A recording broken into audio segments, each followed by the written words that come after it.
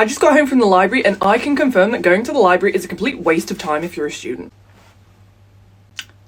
What? This might seem like the last thing that you expect to hear from a study talker, but actually hear me out. In my opinion, going to a library when you only have a very short interval of work to do is a waste of time. For example, today I only had like one piece of homework and then I had to come home because I have an interview this afternoon. This morning I had interviews this morning, so I could only actually go to the library for about an hour.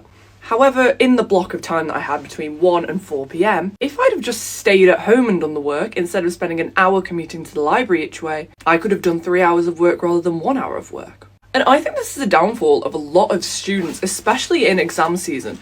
They are spending a lot of time going to new study spaces and they're only going to be able to do so for an hour. A really great example of this is between your morning and afternoon exams, particularly importantly if you're during GCSEs.